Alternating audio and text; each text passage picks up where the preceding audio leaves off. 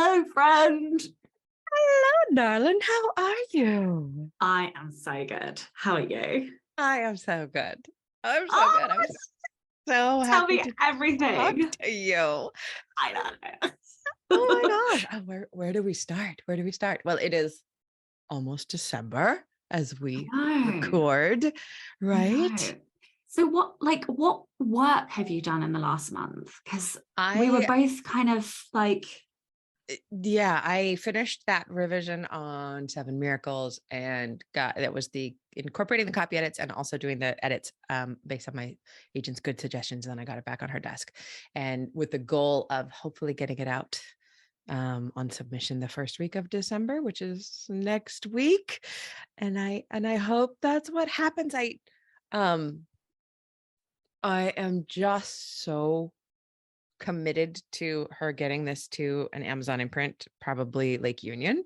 And and I know that she is still committed to selling it to a non-Amazon publisher, which I'm like, okay, you know what? We'll see what happens. But yeah, apparently this is interesting. An editor that she had lunch with at Morrow, which is HarperCollins, was very interested in it, and she was going to go on our submission list, but HarperCollins is on strike. And Susanna said, so do you want to wait to submit? I'm like, no, I don't. That's what strikes get you. We're going to support labor. We are going to not take a book to a company whose workers are on strike for better pay and more love diversity. it. Love it. So Yeah. And yeah, I also mean, you we want have Lake to. Union anyway, right? You I want know, an and Amazon that's publishing. really true. Exactly. So And of course I cannot choose. I can't choose any of it. But I can't wait to talk about the book that we're going to talk about today, because it's like figuring in everything I am thinking about. But right now, in terms of work for the second 2 weeks in November, I've been building an evergreen course on the publishing in today's market, traditional versus self. It was going to be the webinar that I was going to do, but I canceled it because I didn't want to do it. I quit it. I I quit. love it. I love it. I Oh. I quit it because, I wanted it to be bigger and more expansive. And I was like, oh no, but people have paid money for this. And you know what I did? I just wrote to all those people and I said, I will refund your money happily right now. Or the evergreen course is going to be double this cost and more than double the time. I'll give that to you at this price if you want me to keep the money. And that's how I pivoted, which is also known as quitting, which I love. So spoiler, we're going to talk about, what's her name? Annie Duke. Jukes quit, which is Yes. revelatory. And so yeah, that's what I have been doing. I started filming and now I'm editing, and I've got to do more filming, but I should be able to finish it up next week, I'm hoping. So, and How then long that'll does get it out there. take you to get a course, like from like the I've start of doing the slide decks to hitting publish on the course site? way too long. And I've only ever done it once. I only have one evergreen course that I did like 6 or 7 years ago, and it still reliably sells every month. So I'm just being dumb by not having more. And I'm trying to keep each section between 5 and 10 minutes, each little module, especially for this, because I'll be able to drop modules in as publishing changes and take them out and readjust them. And that'll be great. But I do, a 5 or 10 minute chat on a topic, and then I move on to the next topic. But then it takes me like a bloody hour to edit that. And I'm trying Yeah. to make it cute and do cuts and zooms and, put in the slides and fun graphics. And so, but I think it just takes the time it takes, right? And Yeah. How did you record? This is probably not done. This is absolutely not done. But I really like the very soft. This is so vain. Why do you ask the hard questions? I like the soft filter that Zoom gives you.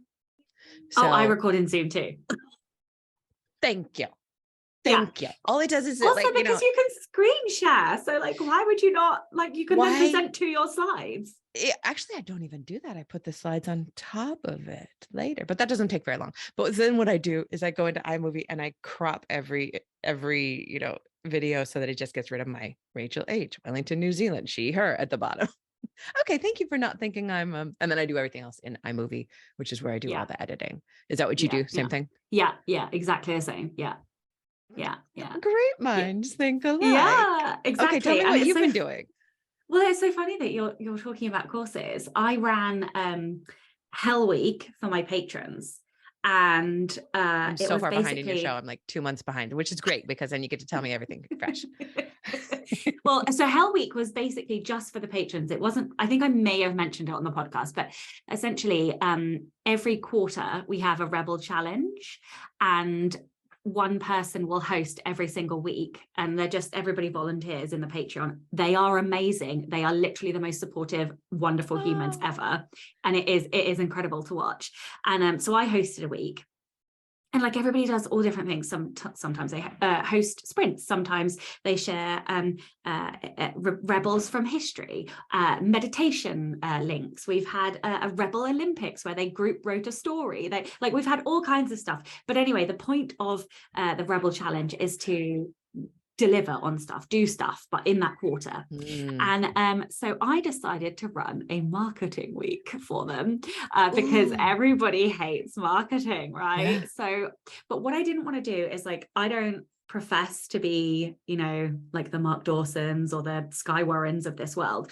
Right. I can't do any of that. I can't teach anybody that. What I can teach people is how to understand their genre and how to understand the market that they're going into. So that's what I did. And each day focused on like, this is how you find and collect comp authors. This is how you deconstruct covers to understand what the common themes and things are, blah, blah, blah. Anyway, and when we got to like the end of the week, they were like, this should be a course. And I was like, oh yeah, this should be a course. So now I'm like, in the back of my head, I'm like expanding, deepening. And so I think that's what I'm going to do. I don't know when I'm going to do it because my production schedule doesn't have a lot of space at the minute, but I need to find a space for it because I'm determined to do it before November next year.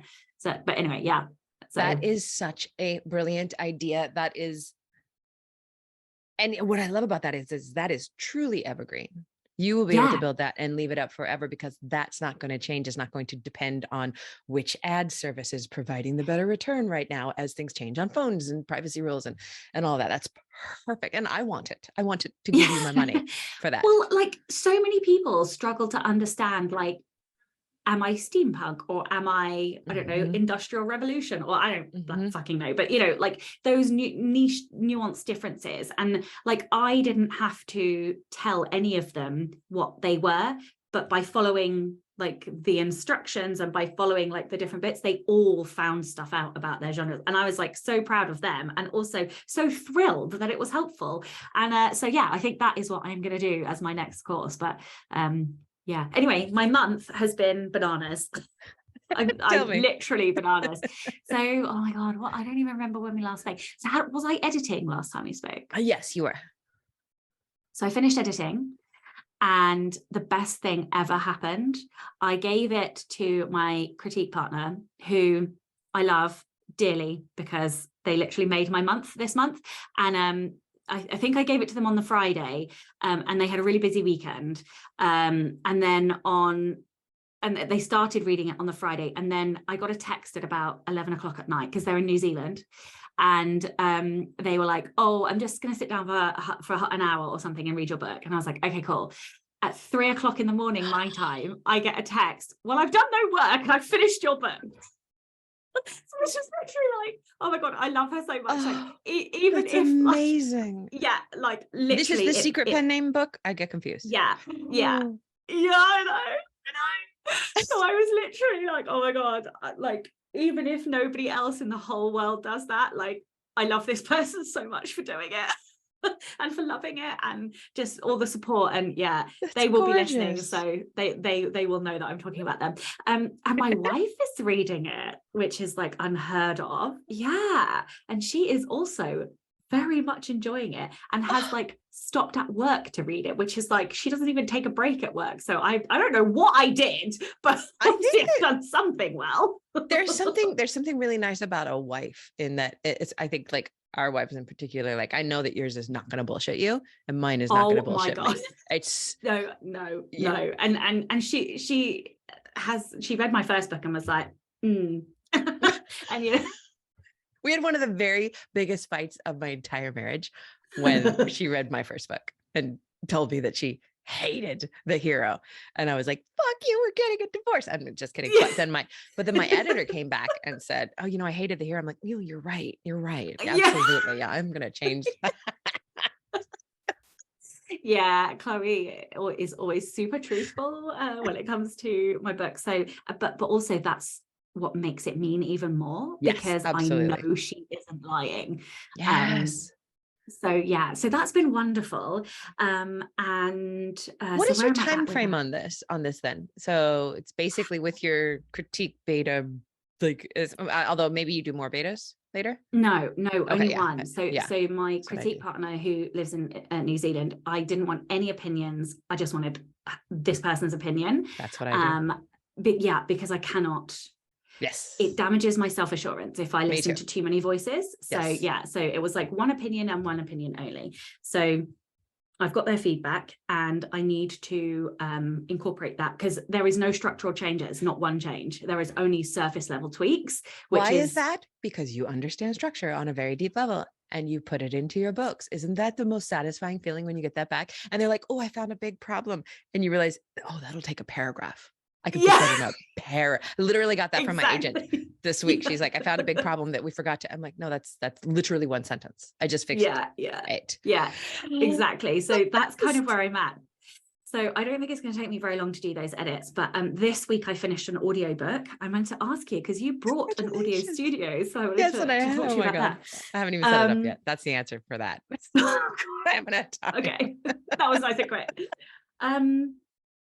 And I've been writing a reader magnet, and next week I will finish that, and so I'm doing a warm reader magnet for the back of the book and a cold reader magnet, which is kind of like a prequel sort of thing. And then, I don't know. And then like before Christmas, it's all marketing, finding authors, finding like Facebook groups, all of the stuff. And then I'm hoping to launch, I don't know if I should, I'm just going to tell you the date and then you can infer whatever you want to infer, knowing what you know about the book. The 10th of February, I think, is when I'm going to go for, which is lovely. an intentional date.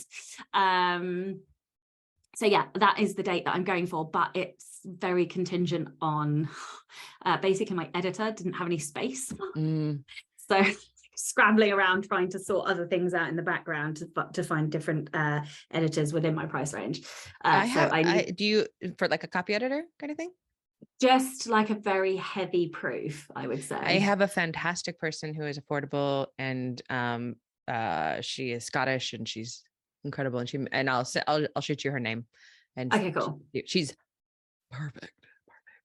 She's so good. Excellent. And so yeah, that's kind of me. I'm out now. That's all of the things, I think. That's so cool. I like this catching up once a month, because actually things have happened, once a week you're like, right? I don't know what happened in the last week, but yeah. And I existed. I survived. Exactly. I adulted. Oh, dear. Yeah. The only other thing that I'm working toward is this big walk that Lala and I are doing in December. It's like a 5-day walk, 4-day walk with 1 day in the middle to rest. But it's the Abel Tasman track. It's one of the great walks in New Zealand. And so we've been training for months, and we did our longest walk the other day, which was like 16.5K. Although we need to get up to about like 19K. So we'll have one more big practice walk. But yeah, that'll be fun. So that'll be like the middle of December. Just it's 5 days plus like a day of travel on either side to get down to the South Island. So 5 days of walking 20K a day.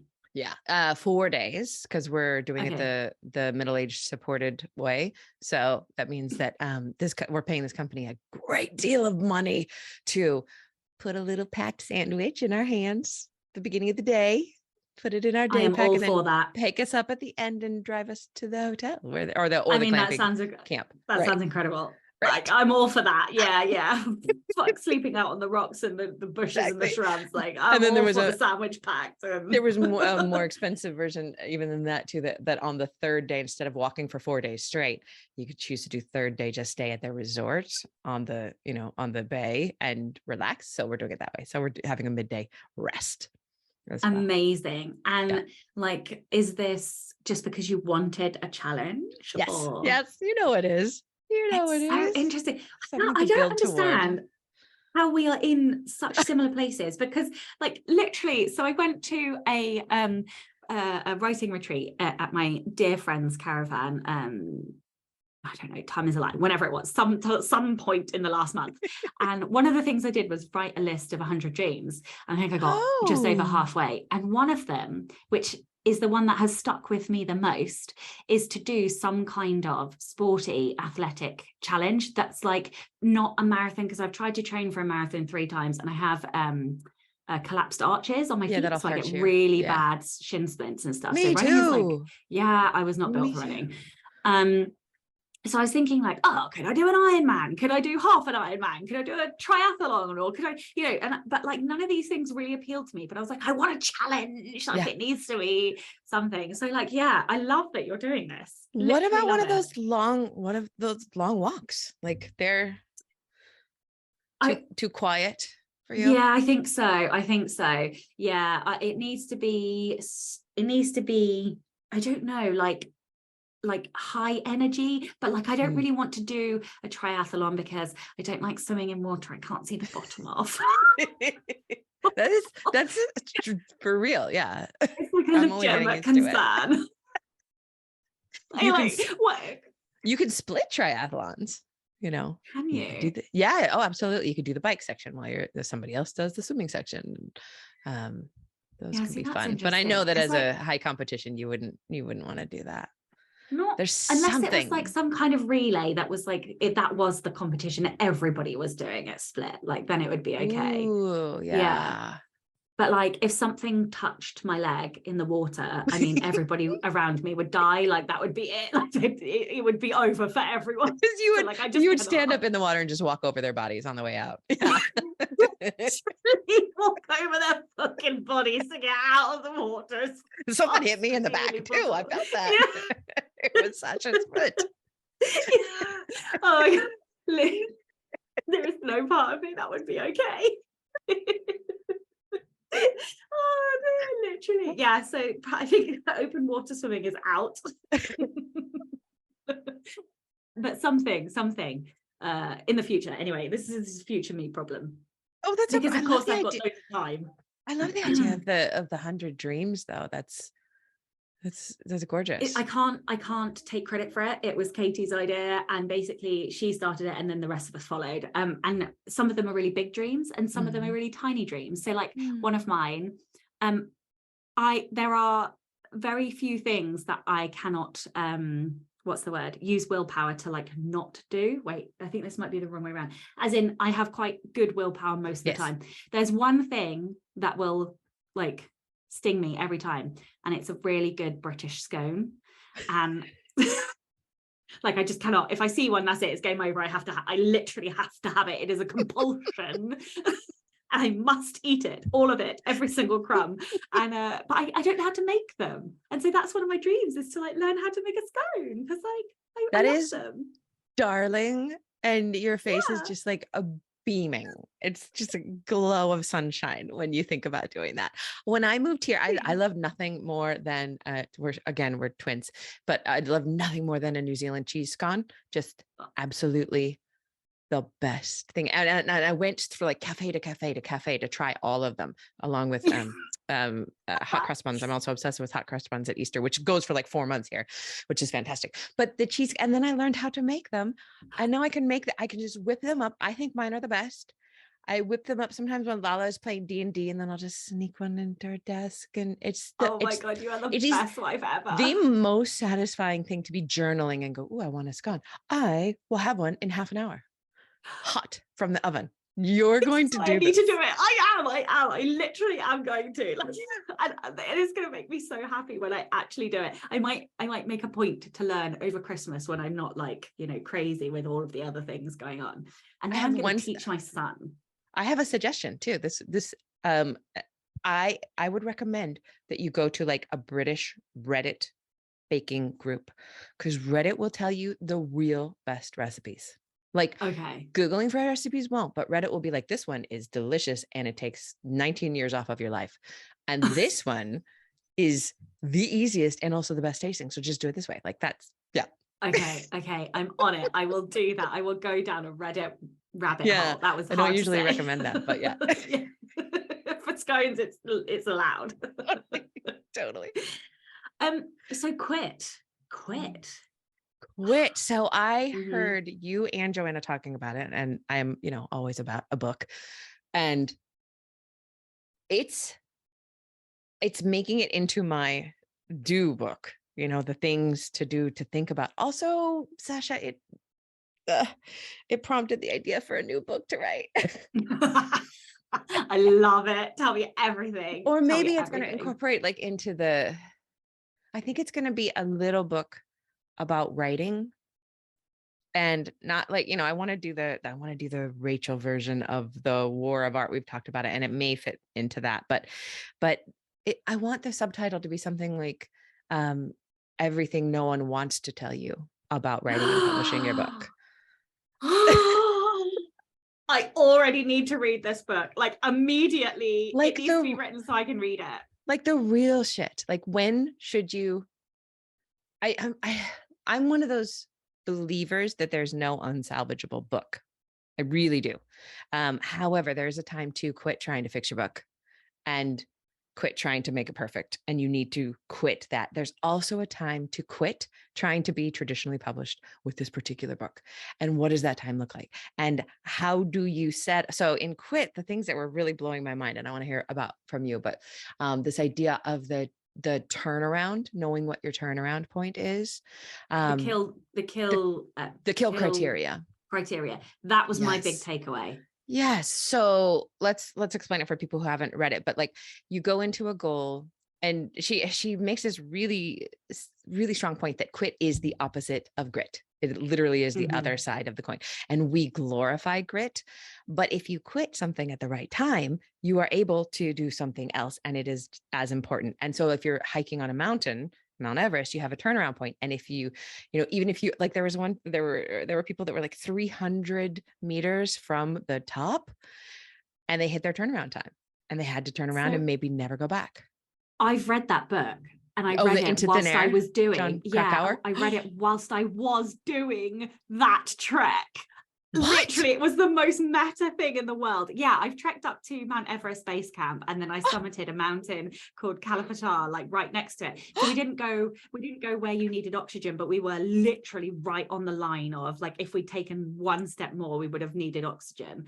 Yeah, like this was like, I feel like I need oxygen knowing that. And you were reading that book because he's such a brilliant writer, Jon Krakauer. Oh my God. Yeah, I wouldn't recommend doing that. No. Having read the book. Read that in bed at home. Yeah, read it after you get home. Yeah.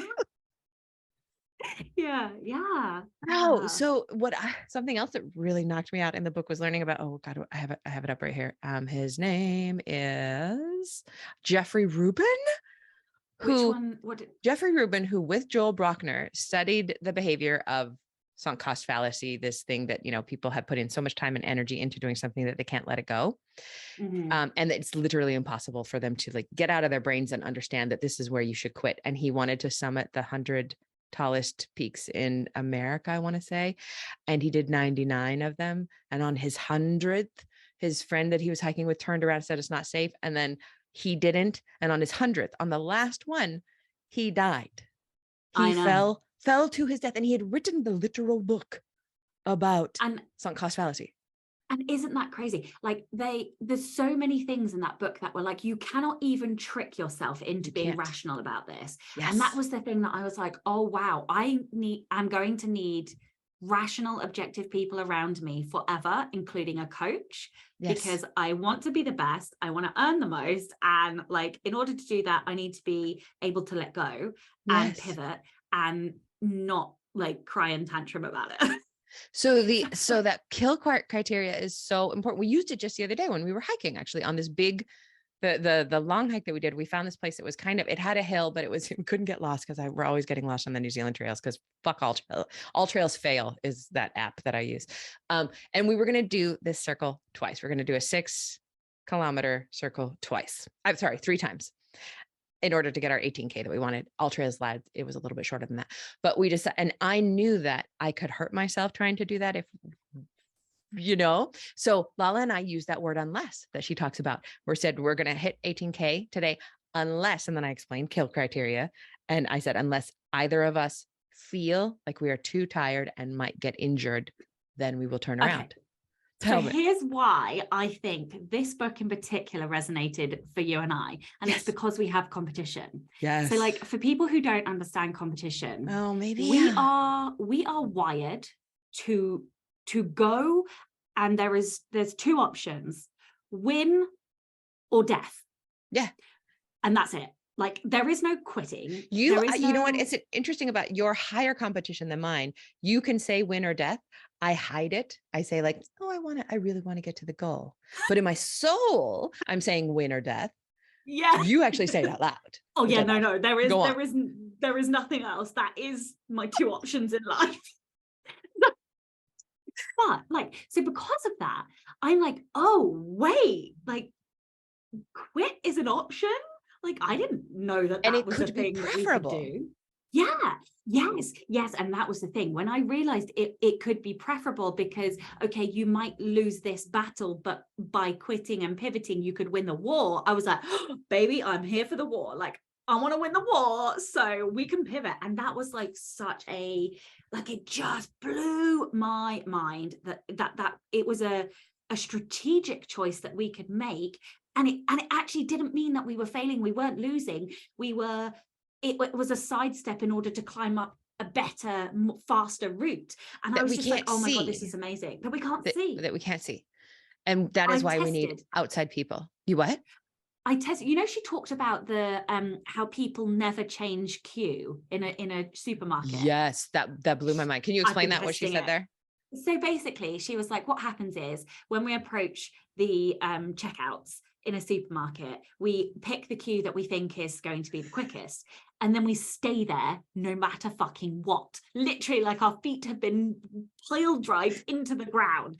But actually, like, I can't remember the specific statistics, but if you swap as an opportunity arises, you are much more likely to get through quicker. Seriously, I've done it every single time. I have got through faster because I've like checked who was behind me. My God. I'm like, everything has blown my mind about this book. And that's what it says about like how deep this is internalized in us, that we have put in, I don't know, 97 seconds standing in this line, but now I am committed. And they proved that the longer you're in line, the more committed you are to the line. Just like the more committed you are to anything. So something that you've created, the amount of time you've put into it, like all of this. So for example, like and I think that's why I clung so much to the first series that I wrote. And now I'm just like, it's dead to me. Like, what's next? Like, and I have sat down with Ellie and I have said, we need kill criteria, because I don't care what it fucking takes. Like, with the pace that I can right now, like, I have the ability to pivot quickly in order to be able to make good money. I understand marketing. Like, this now is just a matter of time before I beat the odds. So like, I need kill criteria. So like, even though I will be desperately sad if I can't make this current genre work, too bad. We will pivot. And I know I sound ruthless saying that, but I don't care. The bigger goal is more important. Like, the bigger win is more important. And quit, pivot, learn, iterate, fucking win. Yes, son.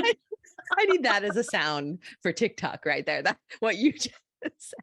Yes, but what you're saying is exactly the IKEA effect that she was talking about. If you build a nightstand from IKEA, you are more likely to not want to get rid of it or sell it or assign it a higher value than it is worth than if you bought the same piece. And then my brain was just so my brain was exploding while I was reading Quit, for my own life and also for working with students. Like, when what could be more IKEA effect than writing a book, right? Like, we are so attached to these products that our brains have built and dreamed up, and for some people have been working on for 10 years or more. And that's when, as a writer of this book, I want to encourage people, you have to finish your book and get it out there in some way possible.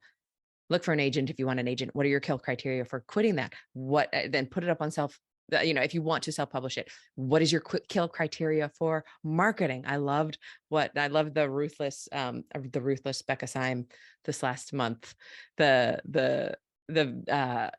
podcast Talking on, about if how you look capricious the market was, and capricious the market is, and then also just quit throwing. I mean, in simple terms, quit throwing good money after bad. If you can't make your book sell, you can't make your book sell. What are you going to do next? So here is what I'm trying to do with that kind of ethos and mindset. Tell me. I am allowing myself to be extremely precious over the draft. And I love that's this. Love this. Nobody is allowed to tell me shit whilst I'm drafting. I'm not going to be telling anybody shit whilst I'm drafting. That is the time that I can tantrum. It can be my baby. It is the greatest fucking thing I've ever done. Like, all of the rest of it, all of the shit that I need to tell myself that I need, that I want to feel, I will let myself feel it. And then the minute it's done, that's it. And I will completely let go. And at that point, then it's just an asset, and it needs to be iterated to its peak performance. And the thing that I get to be precious about is the next draft. But that's it. And because otherwise, if I take that ability to be precious away over everything, then I don't connect enough with it. And like, we are the sensitive, creative souls that need that moment of like being at one with our art. And then we need to be ruthless motherfuckers immediately that it's done, with a completely different mindset towards the business and the marketing. And I think that if we can do that, then that is how we create success, because we have the best of all of the worlds at the moments that we need it. It's so funny that we're doing this at the exact same time, because, the 3 months that I spent writing 7 Miracles, I was nothing but precious, and I was in love, and it was the best thing I've ever written. And I didn't, I never show my books to anybody except, my agent, or sometimes one critique partner. And it was the best. And the Quit book helped me realize that, how I've been optimizing my brain for making the most money from this book, and what could do the best thing. And I've let it go. I've decided to let Susanna, my agent, have it. And if she does with it something, that's great. But me sitting and stressing, can I make more money self-publishing? Yes, I could. If I wrote a series, do I want to write a series? All of that stuff, I'm just going to show up in the moment when I have to make a decision and make the best decision I can, and then cut it loose. One thing I want to point out that you just said is that, we allow ourselves to be as precious as we want to be, which is as precious as possible, while we're writing the drafts. But you are not talking about writing a draft that took you 3 or 4 years to puzzle out and puzzle over. We are still doing this professionally. Okay. The thing about that little book that I want to write is, I want to make it really clear in this book, this is not for the writer who wants to write one great masterpiece in their life and that's their goal, or they want to write their memoir for their grandkids. That's not for this person. This is for the career writer who wants to make a career of it. And here is the hard part, that some of your books just won't sell. Hush, I've been really open with this. Hush Little Baby, best book I've ever had published, has sold, I just checked, 2,200 copies total, hardcover, paperback, and audio. That's it. And the book right before it earned out and is still making me royalties. So there's no rhyme or reason, and I can't stress over it. I just have to quit the fuss. I'm quitting the fuss. It's so hard though. And I really agree with what you said, because I think if we are career authors, we are also business owners, and that is a very different thing. It's like when, you know, what's her bloody name? Elizabeth Gilbert talks about when your creativity has to pay the bills and the impact on that. And I have always understood what she said, but it has jarred in me, and I couldn't work out why I had a problem with it, because I was like, what is so bad with the creativity, that pressure on the creativity? And I kind of agree with her and disagree with her. And I think that now I understand what it means for me personally. And it's that separation between, okay, drafting is when I get to be precious. And then after that's done, we don't get to be that anymore. And I literally said to my book, oh, sorry, go ahead. Yeah. No, it's healthier, and it means that you can have the pressure on that product, because it's gone now. Yeah. And I'm going to try to have sensible pressure on the product, you know, and again, we can't see this for ourselves. We can't see when to quit, but having kill criteria in mind is a great way to go. But I love what she says about not putting pressure on the art. And I literally told Seven Miracles while I was writing it. I had this little journal inside Seven Miracles, inside the Scrivener draft, where I usually have an ongoing journal in a book, right? You know, I show up and sit down, you know, talk like for 2 minutes about how I'm feeling. And it usually morphs into writing about the story. And then sometimes I get a little bit of dialogue, and now suddenly I'm writing for the day. But this one, I kind of almost prayed to the book. Like I just would write to it, and I would say, "You're so cute. Oh my God, you're so adorable. Look at your cute little cheeks."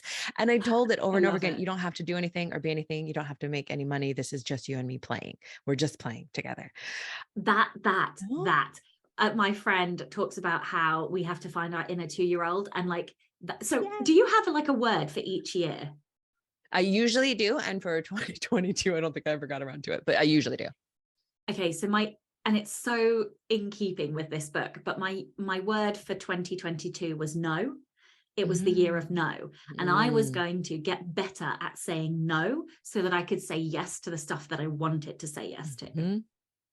And what I have decided is that for 2023, my word is going to be joy. It is going to be my year of joy. And like, I will not do a goddamn fucking thing unless it is going to bring me joy, which means all of the books I write have to bring me joy. And like, I don't know why I haven't been doing that. Like, I don't know why it's taken me so long to like get to that realization. But I feel like I write faster and I write better if I'm full of joy. Absolutely. Absolutely. As soon as the dread sets in, and that's honestly why I don't want to write a second. I don't want to write a series in this world. I mean, I would if like, you know, what if Lake Union came back with a huge 3-book deal? I mean, that huge 3-book deal is going to bring you some joy, right? And I would make the books super fucking joyful. But if I were to self-publish it, I don't think I would. So I love your word. I'll have to think about my word. It might be play, but I'm not sure yet. Oh, I love that. I love that. Very, very like they mesh together, like joy and play. Like I had one other realization this month, and it's an embarrassing one. Tell me. So I had an unconscious bias against books written fast. Oh, interesting. I used to have that one, and I did get over it, but I absolutely had it. What changed your mind? Because I'll tell you what changed my mind after you say. So I think that it was a self-limiting belief. Oh. Yeah, because that I write the best books that I personally can write by writing them at the actual fastest pace I can possibly go. And the reason for that is that by writing as fast as I can possibly write, and that being the marker of that's the goal for this book, I don't have time to engage any critical anything. So I'd stop kind of blocking myself. I stop cock blocking myself. I stop overthinking. I stop criticizing. I don't think I just don't think it just comes out. And the way that I kind of realized that was a thing is because of the reaction that I had from my critique partner, because I gave it to them and I was like, you know, take 3 weeks, it's fine, whatever you need to read the book. And I really genuinely expected to have to rewrite big chunks of the book. Like that was my expectation. That was what Like, and I'd sort of sent this listed of like 7,000 caveats, and the response came back like, shut up, fuck no, oh my God, this was amazing, loved it, you know, like, and it was just, and I was like, right, okay, so I was completely wrong then. And I was like, right, yeah, so I guess I can write a good book, even if it's been written quickly. So especially if it's been written quickly, perhaps. Especially if it's been written quickly. And I know that's not the case for everybody. Yeah. But like, honestly, my inner critic is a complete asshole and will take me down. It's like one of the only things that can take me down. I can take me down so fucking fast, and I will, and I do. And I literally slow myself down thinking that that is the right way to do things. And like, the more I've thought about this, I have literally run at 1,000 miles per hour my entire life. And I think it comes from, because Ellie has asked me to do some thinking about where this has come from. My whole life I've been told to slow down. Everybody, every single fucking person in my life has said, slow down. And I'm like, why? There's so much life to live. I want to live all of it. Like, and the only way to do that is to live it really quick and full and intense and just like, yes. So yeah, like it's been an awakening. Oh, that is gorgeous. That is absolutely beautiful. And I resonate with every single word. I realized that my best books that I ever wrote were the ones that I wrote at full tilt, usually out of, you know, panic or like a deadline or something like that. But this last one I wrote at full tilt because that's how it feels good to me for exactly the same reason. My critic doesn't have the time or honestly the energy to put up a fight because I've already used all that energy in the production that day and the doing of the work, tumbling downhill doing the work.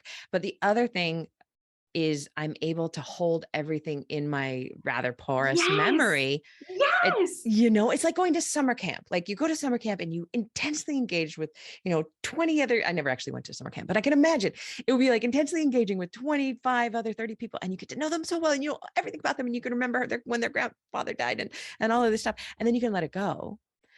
But it's all held together as whereas if you spread that over a year or two, that's why people write their first 4 chapters over and over and over again. And so those two things combined, and I have to tell you that the people telling me to slow down, every part of my, since I was 5 and my mom took me, my holistic mom took me to a doctor to see what was wrong with me because I couldn't be turned off or slowed down. And and it's ADHD and it's also the way I run. And then I was at a psychiatrist because I was like, I was probably 35 and I was like, and I've been told before I was hyperactive and ADHD, but I don't believe it. Do you think I have ADHD? He's like, okay, yeah, no, you have ADHD. Absolutely. But he also said, do you do things faster than everybody else? Do you talk faster than everybody else? But do you actually do them well faster than everybody else? And he did all these things. And he diagnosed me with something called hyperthymia, which is basically the manic end of bipolar 2. I'm laughing, but like it's the manic without the low. It's the high speed without ever hitting the low. And it runs in my family's like, oh yeah, I think you're hyperthymic too. And it was this permission, just I'm always going to run fast and high and mostly positive, of course, with some big downswings sometimes, but that's who I am. And that's how I do things. And so let me ask you this. How does it feel now when people tell you to slow down? Because I just want to pop them. I am just like, just fuck off out of like, I don't even, it's just like bounces off me now. I'm like, okay, sure, honey, pat on the head. Like, do you hear it though? And like, sometimes I will hear it after I speak or teach in person a lot. There will always be the person who comes up to me afterwards and says, but I just wish you would slow down. I didn't get all that. I'm like, I can't. Yeah, please buy the recording. Yeah, I had somebody at the conference that I spoke at back in September come up to me and go, you have a lot of energy. And they were like, and I was like, oh, bless. Okay, I am just in your podcast. I'm up to the point where you're just recovering from that. And, okay. And how you said you loved being on the stage, but like, and afterwards when people would come up to you, so difficult. Yeah. Okay. I would go on. Sorry. Oh no, I was just going to ask, is there anything after reading the book that you were shocked to think you might have to quit? Shocked to think I might have to quit. I don't honestly think I have one, and I worry that I'm not seeing it. So I will be talking to Yeah, Ellie about things, but I feel like I've have to done so much say, quitting. yes. Well, this was my year of no. And I was Yeah. saying this to my friends at the caravan as well, is that it's actually taken me all year to be able to say, to get to that point where I can say no. So like now, for example, I have got to the point where 4 out of 5 days I'm working for myself on the projects that I want to be working on. Amazing. And only one day now is like left for everything else. And That's amazing. I mean, more or less. There are some weeks when I have to do more days, some, you know what it's like. But most of my time now is my own. And that is purely because I have gotten better at saying no. I still feel like I have not got my email system right, because I am not fast at replying. That's the one thing in my life I am not quick at. Me fucking too. Right? I just want to quit email. I've more or less quit Facebook. And it's stuff like, I feel like the quitting. So like, for example, one of my friends whilst we were on this caravan challenged me, and it was a really legitimately brilliant challenge because of the genre. They were like, oh, well, there are certain things in the genre, that are really popular, and like add-ons, for example. And I was like, yeah, no, I'm not doing that, not doing that, not doing that, not doing that. And they were like, wow, maybe you What's should an think about add-on? it, because I don't know actually what an add-on is. Like things add-on would be like merch, or like just additional things. Right. No. And I was just like, yeah, I'm not interested in doing any of those things. And it's not that I won't do it in the future, or it's not that I shouldn't. Maybe I should be doing it, but I don't want to do it. It doesn't bring me joy. It's not where I want to focus. I want to focus on getting more product out right now. Like that is where my focus is. So for me, I feel like the quitting is constant. I feel like I am empowered to say no. It's just so like, it's combined with the no, right? The no is a quit in the moment. And so I'm trying to do that. Yes. Yeah. Yeah. You're projecting into the future. You're seeing what it would look like. You're pre-quitting it. Yes, exactly. Instead of 10 years ago, when we would have 10 years ago, I was saying yes to literally everything. That was my stated thing. If somebody asked me to do it, I will do it. I will try it. I will do whatever. I will work for free. I will do all of it. Perhaps can you lengthen your autoresponder? Because now that my autoresponder answers so many questions, I literally hear back from people who write to me, and then they write right back to me and say, I got the answer I needed. Thank you very much. Your autoresponder is great. Wow. I love it. I need to update my autoresponder. It's also a bit dickish, but I don't care, because I'm not dickish anywhere else in my life.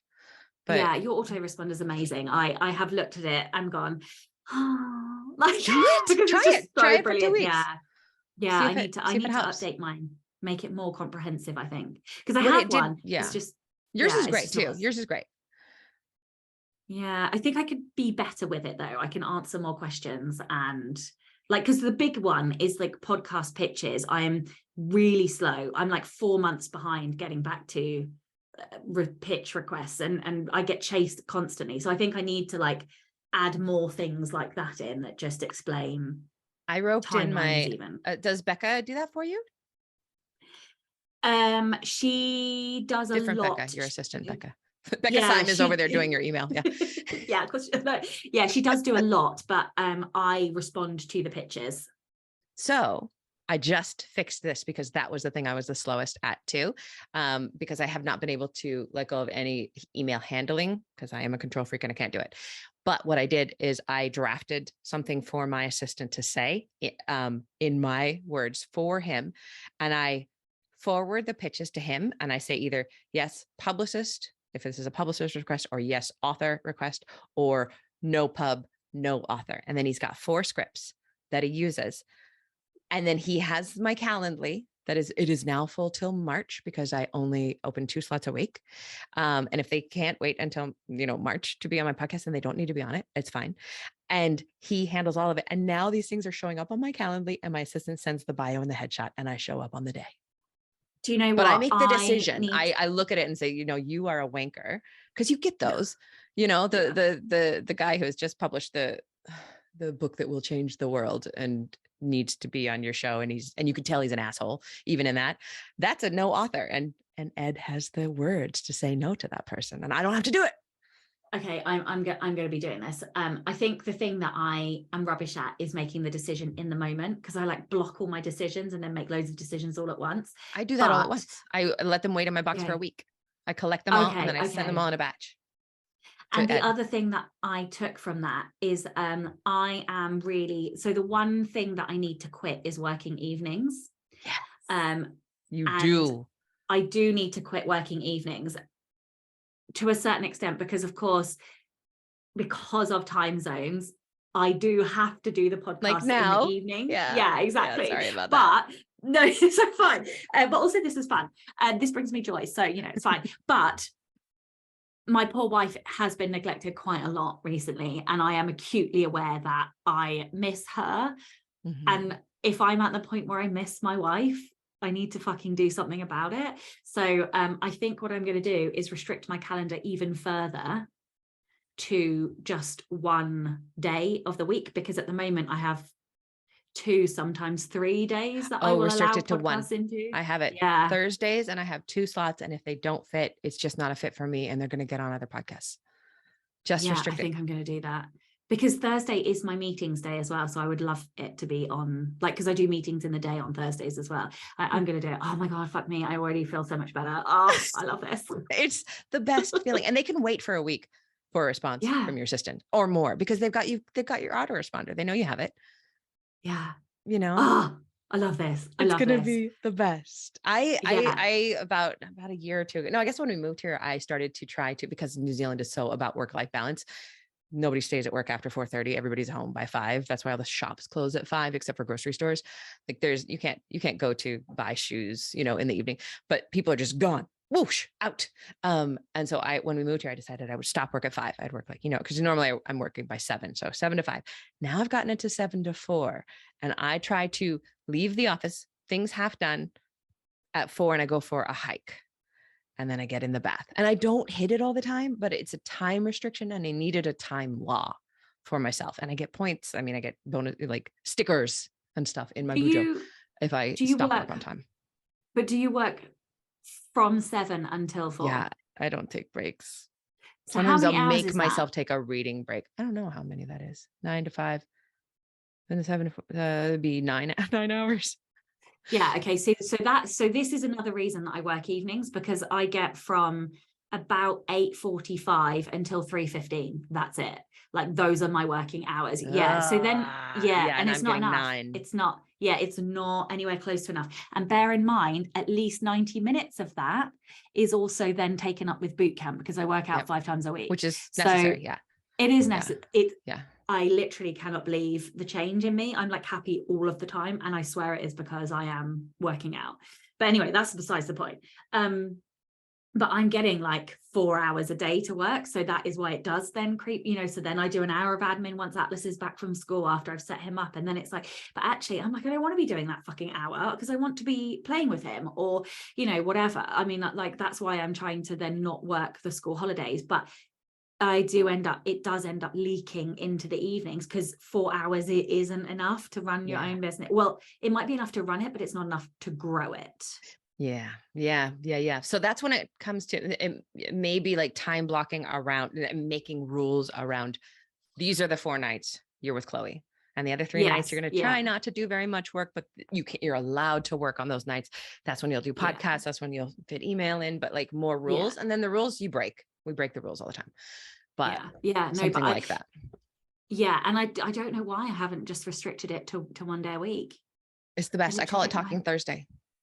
Yeah. And I wake up in the morning, I tell Lala, I'm like, it's Talking Thursday. I'm going to talk all day, but that's when I do meetings. That's when I do. It's just, I love it. And it works. That is happening now. I am doing that. And it is going to be Thursday as well, because it was always my lowest word count day as well. So that's why I put it on Thursday, because then I don't feel bad about not getting words, which I wasn't. I've heard other people anyway. say that. I think we just get tired. Monday, Tuesday, Wednesday. Well, we need a break, and then we could do Friday. Because I'm exactly the same way. Yeah, it's weird, isn't it?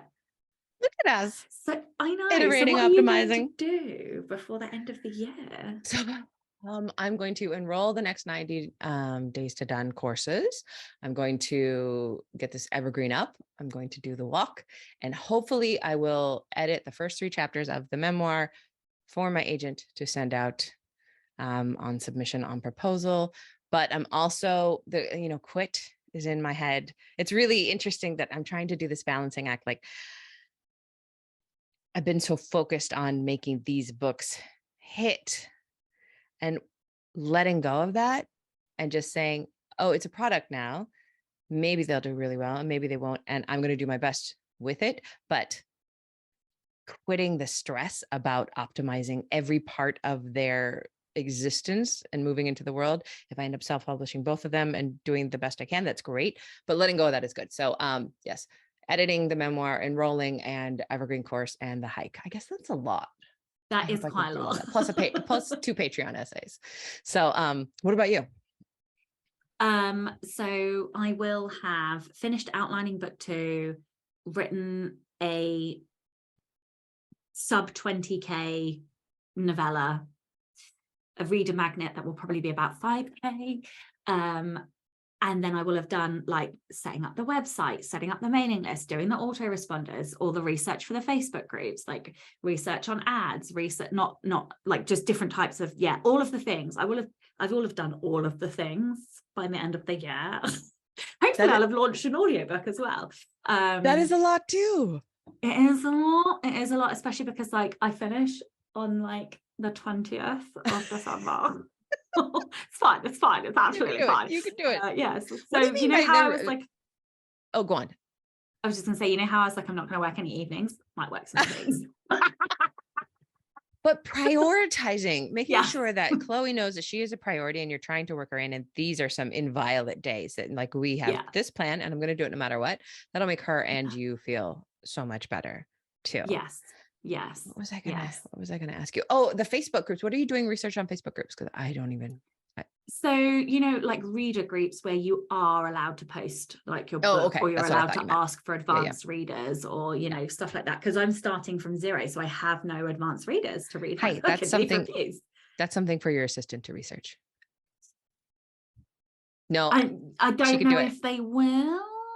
I have asked before, and that's not like one of the things that they like doing. So, and also like, I think for me, because it's a specific niche, I just want to know that I want to know that I have done it and that I've done the due diligence, like, because that's like a marketing thing for me that I really I enjoy it as well. Like making sure I'm finding the right thing to hit the market. That's your thing. The things that I don't like are like scheduling or like creating images or, you know, all the rest of it like that. I don't want to do any of that. I'll chuck all of that way. So when we meet next time, it's going to be the end of the year. How do you feel about goals? Like do you set goals for the year or like do you? I do. I love goal setting. Follow through. I have learned from Clifton Strengths.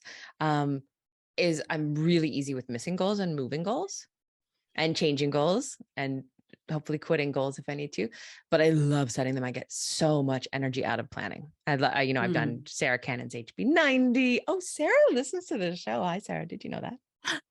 She had mentioned, I wasn't sure if she listened. Yes. Basically, yes is the answer. Yes, Sarah, we love you. Now know. Yeah, we do. You. I actually, oh my God, I loved her so much. I have changed my whole office because of her. She's amazing. we all have. Oh, see, and I can see your Kanban behind you. I have done that Kanban so many times. I will never ever move a Post-it to save my life. I will make all the Post-its. I will look at them. I will lick them, but I will not move a Post-it. So I just gave up. Look at my glorious done. Oh, hang on. Look at how many fucking Post-its I have smashed off that board. So good. Yeah. Okay, but I forgot to tell you this. I know this is a long episode, but I switched. I did the brain book, building a second brain, and I switched to use Notion for everything. And I'm basically doing Kanbans in Notion and to-do lists and little journals, and it's been so I'm doing that digitally and on my phone, and it's really making me happy. It's making me so happy. Okay, so I can't do that digitally. For some reason, to-do lists have to be written in my physical hand. However, I have made a switch. Well, I am in the process of making a switch. So I ordered the new Kindle Scribe. I don't know if you have... I asked for it for Christmas. I want it so bad. I want it so God, bad. Because like the thing that I do is that I write in books, right? I literally, I deface every single book that I read. Absolutely. but digital books are like half the price. And so like in order, I still mark in, because I use Kindle and I still leave notes, but the stupid little typewriter so on the annoying. Kindle. Oh my God. And I just don't even bother to autocorrect. And then later I'll be like, hey, to put the question mark. I'm like, what the fuck is that? What did I mean? I know it was genius, but I don't know what I said. So to be able to write it, so excited. I literally am so fucking excited to get this Kindle. So and so what I've been doing is reading more on my Kindle to try and get me back into reading on the Kindle. But like I just have like a really old Paperwhite. But yeah, I'm super excited because I'm like, this is gonna literally save me like 50% of my spend, and that will not be in the hundreds, let me put it that way. This is another thing we're doing right now is we're trying to maybe apply for a mortgage. We are applying for a mortgage. We may not get it because I have all offshore earnings because it's all in the States and Lala's not working right now. So it might not happen. But they came back to me and they're like, so you have this write-off for books. Is that actually she very carefully said, are you fucking kidding me? Are you lying? Are you just trying to get around things? I'm like, no, that is actually, I'm so embarrassed. That's like my probably highest spend on a material object. I don't buy clothes or cars or anything like that. Shoes. Mine was it's all books. Not in the hundreds, and it didn't start with a 1 last year. Let me put it that way. Exactly. Exactly. And here in New Zealand, like a paperback is $35. So I only probably buy 4 books a month paper, and the rest is digital because I can't. I can't. Yeah. So yeah, I'm super excited for the new Kindle Scribe. Like I am so all in with that now. And like I swore I would never go digital, but like I just also like I want to travel more, and that is like a substantial amount of money I can save. Yes. And I actually have been saving it, and I have a substantial amount of money in my bank. There was just book money. It's mortifying. That is a really good concept. I love doing those kind of little savings tricks. Like, what would I have spent on paper? Move the difference into the savings account. Yeah. Again, I can't take credit for that. It was my friend who told me to do it. And gorgeous. Yeah. Ugh. So many things. We've had so many things. So are we going to talk goals next time? Yes, let's do goal. We will not do goal setting on the air because that would be awful. But we will talk goal. How about we have the idea to have our goals set, and then we'll talk through them. I pretty much know mine already but yes, I don't. They may I like change. To surprise myself. Yeah. Do you? Oh my God, I love it. Oh my God, I love it. Oh, okay. Yeah. I will try and be a little bit creative with what I put down, but yes. Okay. Okay, my darling. Happy writing. And you. Bye.